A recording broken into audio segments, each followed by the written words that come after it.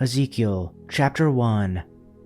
In the 30th year, in the 4th month, on the 5th day of the month, as I was among the exiles by the Kibar Canal, the heavens were opened, and I saw visions of God.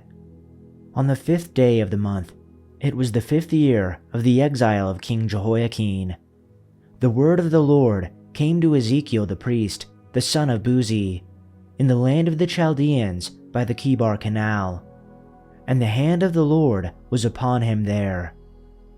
As I looked, behold, a stormy wind came out of the north, and a great cloud with brightness around it, and fire flashing forth continually, and in the midst of the fire, as it were gleaming metal. And from the midst of it came the likeness of 4 living creatures, and this was their appearance. They had a human likeness, but each had 4 faces, and each of them had 4 wings. Their legs were straight, and the soles of their feet were like the soles of a calf's foot, and they sparkled like burnished bronze. Under their wings, on their 4 sides, they had human hands, and the 4 had their faces and their wings thus. Their wings touched one another. Each one of them went straight forward, without turning as they went. As for the likeness of their faces, each had a human face. The 4 had the face of a lion on the right side, the 4 had the face of an ox on the left side, and the 4 had the face of an eagle. Such were their faces, and their wings were spread out above. Each creature had 2 wings, each of which touched the wing of another, while 2 covered their bodies. And each went straight forward. Wherever the Spirit would go, they went, without turning as they went. As for the likeness of the living creatures, their appearance was like burning coals of fire, like the appearance of torches moving to and fro among the living creatures. And the fire was bright, and out of the fire went forth lightning. And the living creatures darted to and fro, like the appearance of a flash of lightning. Now as I looked at the living creatures, I saw a wheel on the earth beside the living creatures, one for each of the 4 of them. As for the appearance of the wheels and their construction, their appearance was like the gleaming of beryl, and the 4 had the same likeness, their appearance and construction being as it were a wheel within a wheel. As they moved, they would go in any one of the 4 directions the creatures faced. The wheels did not change direction as the creatures went. Their rims were high and awesome, and all 4 rims were full of eyes all around. When the living creatures moved, the wheels beside them moved, and when the living creatures rose from the ground, the wheels also rose. Wherever the Spirit would go, they would go, and the wheels would rise along with them, because the spirit of the living creatures was in the wheels. When the creatures moved, they also moved. When the creatures stood still, they also stood still. And when the creatures rose from the ground, the wheels rose along with them, because the spirit of the living creatures was in the wheels. Spread out above the heads of the living creatures was what looked something like a vault, sparkling like crystal and awesome. Under the vault, their wings were stretched out, one toward the other, and each had 2 wings covering its body. When the creatures moved, I heard the sound of their wings, like the roar of rushing waters, like the voice of the Almighty, like the tumult of an army. When they stood still, they lowered their wings. Then there came a voice from above the vault over their heads, as they stood with lowered wings. Above the vault over their heads was what looked like a throne of lapis lazuli, and high above on the throne was a figure like that of a man. I saw that from what appeared to be his waist up, he looked like glowing metal, as if full of fire, and that from there down he looked like fire, and brilliant lights surrounded him, like the appearance of a rainbow in the clouds on a rainy day. So was the radiance around him. This was the appearance of the likeness of the glory of the Lord. When I saw it, I fell face down, and I heard the voice of one speaking. Chapter 2. He said to me, "Son of man, stand up on your feet, and I will speak to you." As he spoke, the Spirit came into me and raised me to my feet, and I heard him speaking to me. He said, "Son of man, I am sending you to the Israelites, to a rebellious nation that has rebelled against me. They and their ancestors have been in revolt against me to this very day. The people to whom I am sending you are obstinate and stubborn. Say to them, 'This is what the Sovereign Lord says.' As for them, whether they listen or not, for they are a rebellious house, they will know that a prophet has been among them. And as for you, son of man, you are not to fear them, nor fear their words. Though thistles and thorns are with you, and you sit on scorpions, you are not to fear their words, nor be dismayed at their presence, since they are a rebellious house.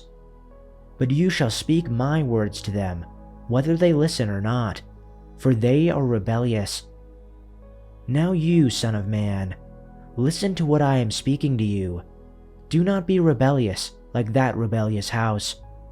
Open your mouth wide and eat what I am giving you."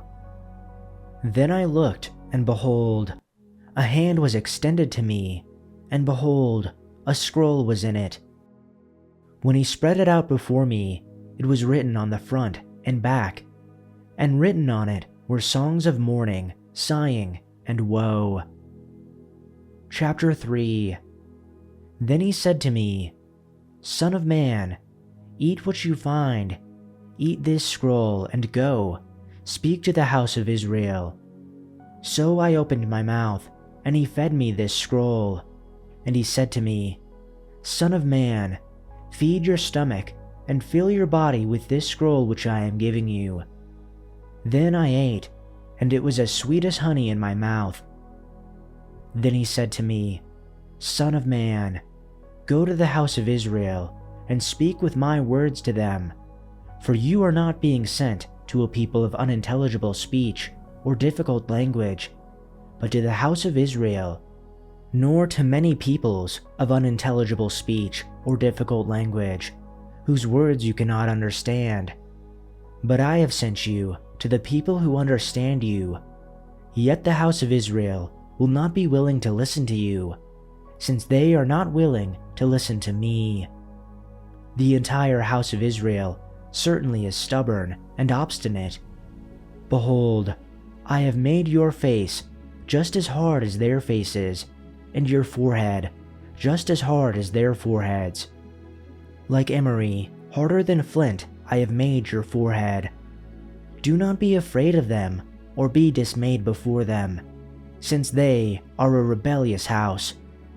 Moreover, he said to me, "Son of man, take into your heart all my words which I will speak to you, and listen closely. Go to the exiles, to the sons of your people, and speak to them, and tell them, whether they listen or not. This is what the Lord God says."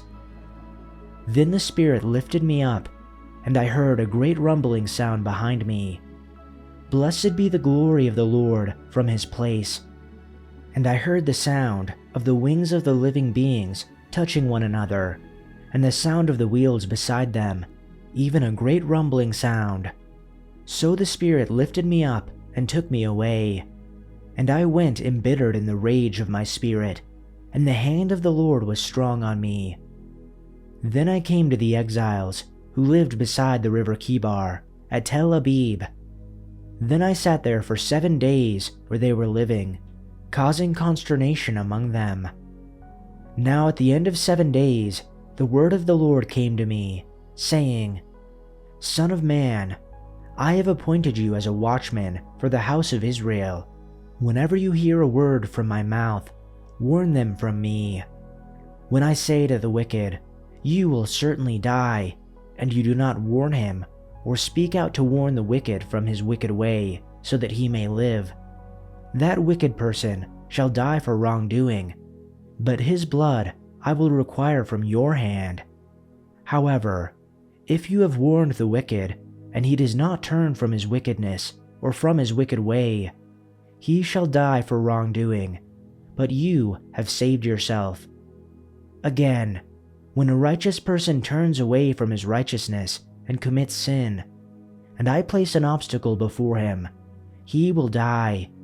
Since you have not warned him, he shall die in his sin, and his righteous deeds which he has done shall not be remembered, but his blood I will require from your hand. However, if you have warned the righteous person that the righteous is not to sin, and he does not sin, he shall certainly live because he took warning, and you have saved yourself. Now the hand of the Lord was on me there, and he said to me, Get up, go out to the plain, and there I will speak to you. So I got up, and went out to the plain, and behold, the glory of the Lord was standing there, like the glory that I saw by the river Kibar, and I fell on my face. But the Spirit entered me, and set me up on my feet, and he spoke with me, and said to me, Go, shut yourself inside your house, and as for you, son of man, they will put ropes around you, and bind you with them, so that you do not go out among them. Moreover, I will make your tongue stick to the roof of your mouth, so that you will be unable to speak, and will not be a man who reprimands them, since they are a rebellious house. But when I speak to you, I will open your mouth, and you will say to them, This is what the Lord God says. The one who hears, let him hear, and the one who refuses, let him refuse, for they are a rebellious house. Chapter 4. And now, son of man, take a large clay brick and set it down in front of you.